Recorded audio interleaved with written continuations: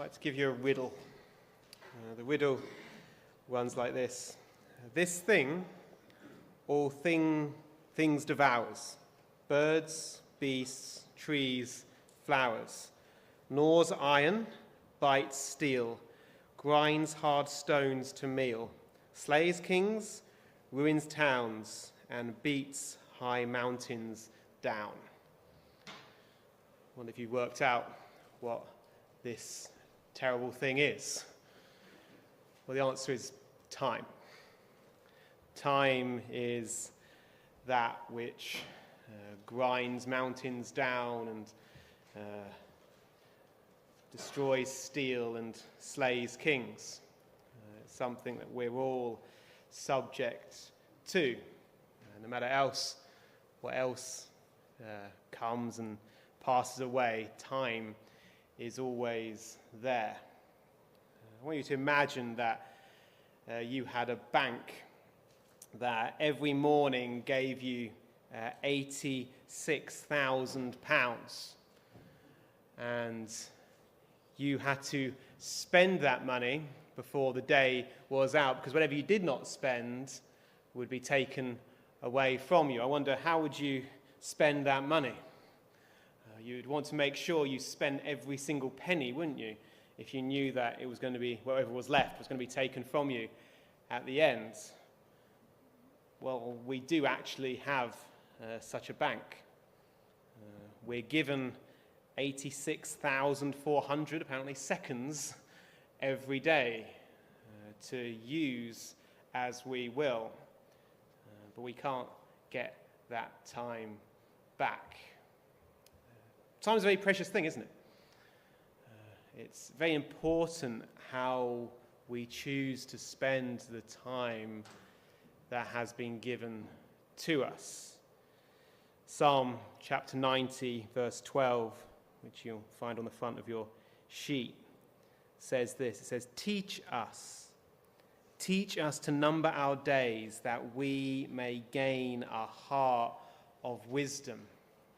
The author of that psalm is praying to the Lord and praying that he would teach us to number our days aright. That is, to get a true perspective on the time that he has given to us, that we may gain a heart of wisdom. In many ways, that is really the theme of Ecclesiastes chapter 3. Ecclesiastes chapter 3 is all about time and how we can use it and how we should use it.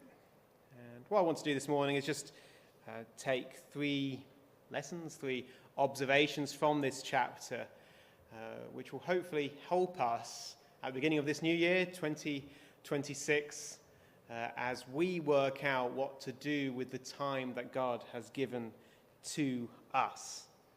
And the first thing we learn from this chapter is that there is a time for everything. There is a time for everything. And in that reading which Bethany read for us, you'll notice in the first 8 verses, we're given a list of a variety of opposite things which all nevertheless have their place in life. Now, let me read that list again. Ecclesiastes 3 says, To everything there is a season, a time for every purpose under heaven, a time to be born and a time to die, a time to plant and a time to pluck up what is planted, a time to kill and a time to heal, a time to break down and a time to build up, a time to weep and a time to laugh, a time to mourn and a time to dance, a time to cast away stones and a time to gather stones, a time to embrace and a time to refrain from embracing, a time to gain and a time to lose, a time to keep and a time to throw away, a time to tear and a time to sow, a time to keep silence and a time to speak, a time to love and a time to hate, a time of war and a time of peace. There's an appropriate time for one thing, but also appropriate time for its opposite as well. I don't know if you've ever lost anything. Perhaps many of us have spent more time at home this last couple of weeks, and perhaps you've lost a remote control or something at home. We all know that experience. And perhaps you're looking everywhere for it, and you're searching high and low, but we all know there comes a point where if we have not found that thing, we have to stop and say, I can't spend any more time searching for this thing. Other priorities come in, and we can't waste any more time looking for that. And that, in a sense, is what is being taught here. There's a time to find, but there's also a time to lose. We have to rightly use our time, and it's possible to use time poorly. Sometimes it's appropriate to laugh and to rejoice, but we all know there's also other times where it's appropriate to weep and not to rejoice. Sometimes it's appropriate to show mercy and grace to someone, but at other times it's important to administer justice. The key is knowing which is which. The key is knowing when to stop looking for that thing, when to laugh and when to weep, when to show mercy and when to show justice. And that requires wisdom. In fact, that isn't a bad definition of what wisdom is. Wisdom is being able to tell the time, not the time of a clock on the wall, but the time of when to do these various things. That's what wisdom is. Knowing the right time to laugh and the right time to weep, the right time to find and the right time to lose, the right time to speak and the right time to keep silence. But that's all very well. It's very easy to say that wisdom is knowing what the right time is, but the question is how. Otherwise, it's a bit like telling a man without a watch or asking a man without a watch what the time is. He knows there is a time. He knows it's something o'clock, but if he hasn't got a watch or he cannot see a clock, then there's very little way of him knowing what the precise time is. So how can we know? What's the watch? What's the clock we can look to so that we can know what the time is, how we should act in a given situation? And that leads us on to the second observation from this chapter. We've seen that there's a time for everything, but the second thing we learn is that it is God who appoints our times. It's God who appoints our time. Look at verse 11 of chapter 3.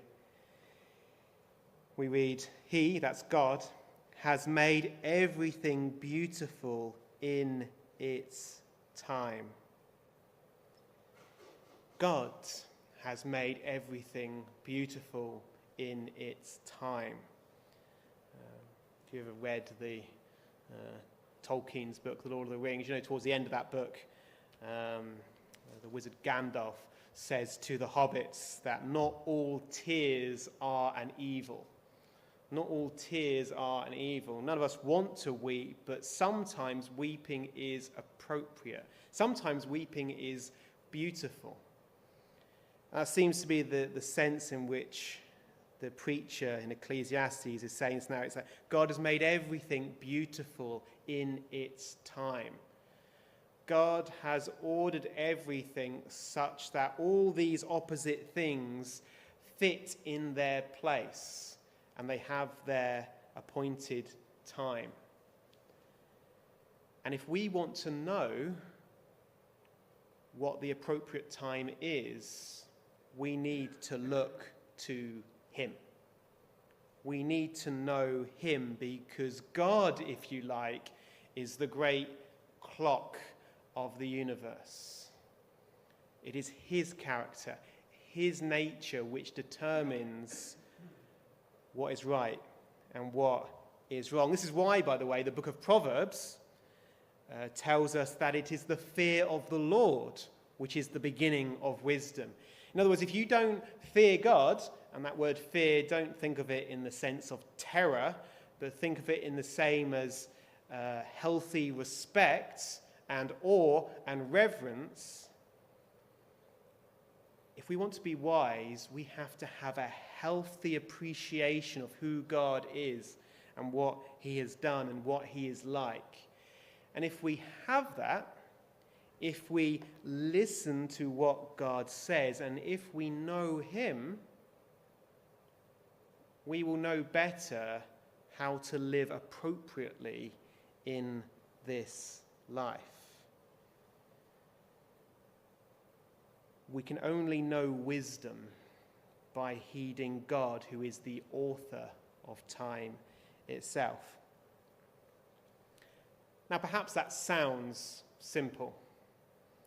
Just read the Bible and you'll know what to do. And that may be relatively straightforward when it comes to some of the lesser things in this list from verses 1 to 8.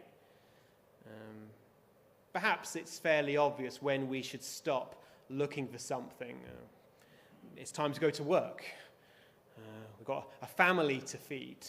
We've got some responsibility which cannot be put off any longer, and it's obvious that we must stop looking for that thing which we've lost. In those situations, perhaps it's more straightforward, but it's not always simple. It's not always straightforward. For example, look at verse 8. It says, there's a time to love and a time to hate, a time of war and a time of peace. Thankfully, perhaps we don't have to make those sorts of decisions of war and peace, but world leaders do, don't they? If you know anything of the history of the Second World War, and you'll know how Neville Chamberlain desperately tried to find peace and to prevent war. But in the end, war became necessary. And the leaders of that time had to make that decision. In hindsight, perhaps it seems easy, but it was far from it at the time. Difficult decisions to know when to be at peace and when to make war. When to heal, as it says in verse 3, and when to kill. Perhaps most seriously of all in verse 2, a time to be born and a time to die.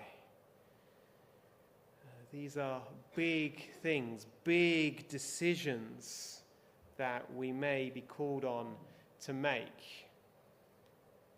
But the place of wisdom remains the same. We have to listen to what God has to say. All of us want to live to, 70, 80, 90, 100 years maybe, and then die peacefully in our beds. That's what we all want for ourselves. But sadly, that is not the case and will not be the case for many people. Likely people of us here. But God has appointed the times of our life. God has appointed the years of our life. And wisdom comes when we understand that it is God who is in control. And when we do that, we will make better decisions with the time we have. Instead of clinging to what we want, we can let go and leave it in the loving hands of God, understanding that he has all times in his hand. Now, don't misunderstand. This doesn't mean that we be fatalistic about the future. God has it planned and I can't do anything, so I'll just give up and let whatever happen, happen. No, it was Jesus himself who said, you have not because you ask not. God wants us to ask for things. We all have desires, and it's not wrong to go to God with those desires, but that's the point.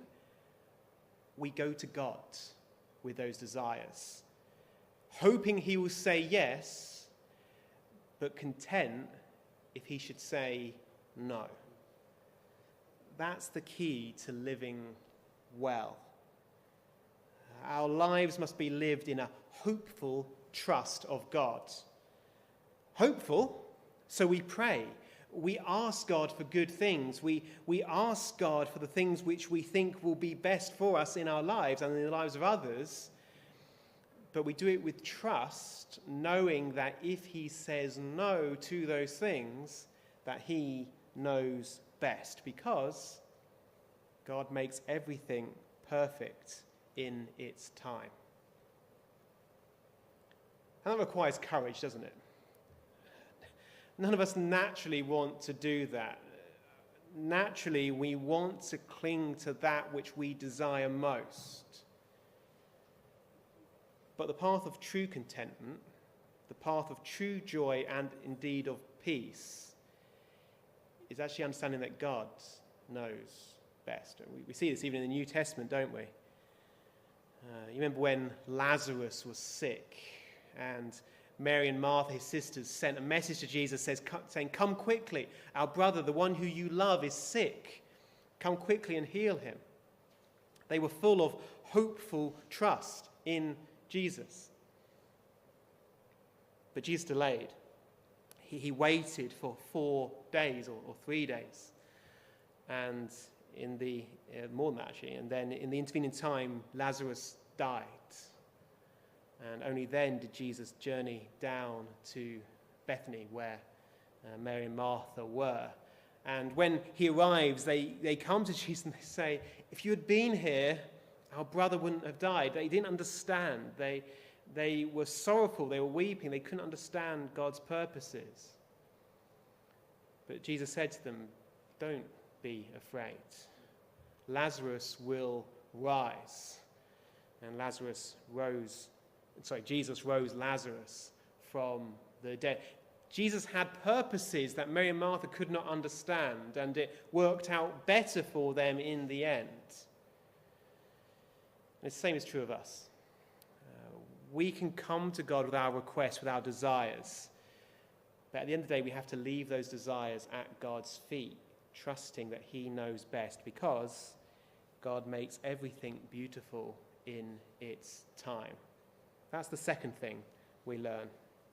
But there's one final thing, one final piece to add, if you like, to this jigsaw of understanding how to use the time God has given to us. We have learned that there's a time for everything. We've learned that God has made everything beautiful in its time. But thirdly and lastly, we need to understand that God has put eternity in our hearts. Look again at verse 11. It says, God has made everything beautiful in its time. Also, he has put eternity in their hearts. That's the hearts of human beings, in the hearts of humanity. God has put eternity in our hearts. In other words, we need to understand that there is an eternity beyond the time in which we live. There was once a man who prided himself on his efficiency, and he rushed everywhere. He rushed meals and conversations and even vacations, holidays. If he had 10 minutes, he filled it. If he had an hour, he squeezed in 2 tasks. Waiting felt like wasting time. One day he was stuck in traffic and he started to grow frustrated, and he muttered, "This is stealing my time." While sitting there, he noticed a construction crew ahead, and a sign in front of them said, "Delays today for a better tomorrow." As he watched the workers carefully lay a new foundation under the road. Later that evening, he realized something. He realized that his life was full, but it was shallow. He'd been so busy trying to save time that he had never stopped to ask what his time was for. We can be like that. We can spend our lives rushing around doing this, that, and the other without understanding what life is for. But God has put eternity in our hearts. This life is not all there is. The 70, 80 years of life that we all hope to have, if not more, that life we are given is not all there is. There's an eternity beyond it. And if we don't understand that, we will not make wise decisions in life. My dad used to run marathons and long-distance races, 5K and 10K races. And he always used to say that when he was in these races, that all the young men at the beginning would sprint off and run ahead, rejoicing in their strength and in their speed. The older, wiser men would run slower, and before too long they would catch up, the younger men, as they started to flag. And there's a little parable in there for life. So many of us view life as a kind of a sprint to retirement. Pack in as much as you can, work as much as you can, get as much money as you can before you retire, and then sort of crest to the end and enjoy what time is given to you after that. But that's viewing life as just those 80 years of life. Instead, we need to understand that the finishing line, if you like, isn't at retirement, it's at death, where we then meet God, where we then meet him, and then, if you like, real life begins. If you focus all your energy on earning more money for retirement or packing in as much fun now, you will miss what matters most. That's what Jesus said, wasn't it? He says, do not lay up treasure on earth where moth destroys and rust corrupts, but lay up treasure in heaven where there are no moths or rust to corrode away. How do we do that? We do that by living our lives for the good of others, living lives of love. Love for others, yes, but chiefly love for God, building his kingdom. Whatever we build for our own kingdom, it will fade away in the end. We might enjoy it for a time, but it will crumble eventually. But if we lay up treasure in God's kingdom, listening to what he wants and what God is building, then what we build in his strength will never be taken away, will never end. That's the last lesson we need to learn if we're going to use time rightly. We need to understand that there is a time for everything. We need to understand that God has made everything beautiful in its time. But lastly, we need to understand that God has put eternity on our hearts. And that's the challenge to all of us. At the beginning of this new year, how are you going to use the new year that God has given to you? Are you going to use it merely for yourself, for your own satisfaction, or will you give it to the one who gave it to us? Will you give it to the Lord, using it as he sees best? If we do that, if we truly look to him, you'll find a greater peace, a greater joy, and a greater satisfaction than you'd ever have living merely for yourself. And with those thoughts in mind, before we come to the Lord's table in a few minutes' time, I've chosen to sing number 816 in our hymn books. Number 816. It's the sands of time are sinking, the dawn of heaven breaks, the summer morn I've sighed for, the fair sweet morn awakes. Dark, dark hath been the midnight, but day spring is at hand, and glory, glory dwelleth in Emmanuel's land. So let's stand to sing 816.